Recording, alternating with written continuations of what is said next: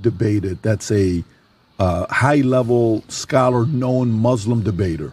That's hard to say. I think it would be my first debate with Shibrali. I think that's the only one credible. Everyone else tried to make a name, but it didn't go too far. There's not many great Muslim debaters, even today. They're popular ones, but that doesn't mean they're great. Who were the popular ones? Daniel Hakikuchu, very popular. Muhammad Ajab exploded. He's very popular. Would you debate him? Absolutely.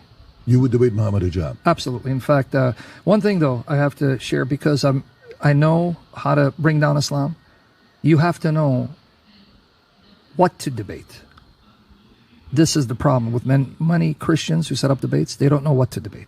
If you want to see Islam, you have to know what to debate. And when you propose these debates, they'll try to make 10,000 excuses not to debate them, because they'll know it's the end of Islam. Such as what?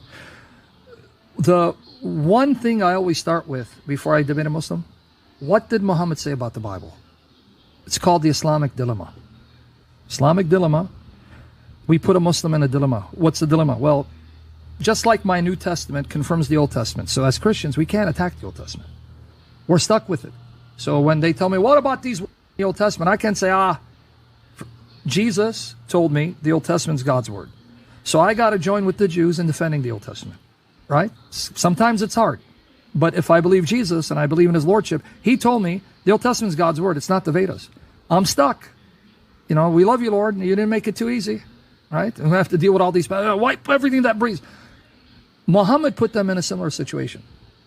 All throughout the Quran, Muhammad said one of the proofs of his prophethood is that my Quran confirms your scriptures. It agrees with them. No, it doesn't. My Bible contradicts your Quran. That means the Quran is false. But see, the Muslims see that and say, oh, you must have changed the Bible. But the Quran never says it's been changed. They try to take a verse here and there out of context. And but you read the context, it'll either refer to the misinterpretation of the text or a particular group in a particular area, but not the entire community itself. So one side debate that. Anytime they attack the Bible, I go, oh, so you agree Muhammad is wrong. Why? He said my Bible is not changed. You said it is, so that means he's wrong. So are you going to renounce Muhammad? See, this is how you have to do it.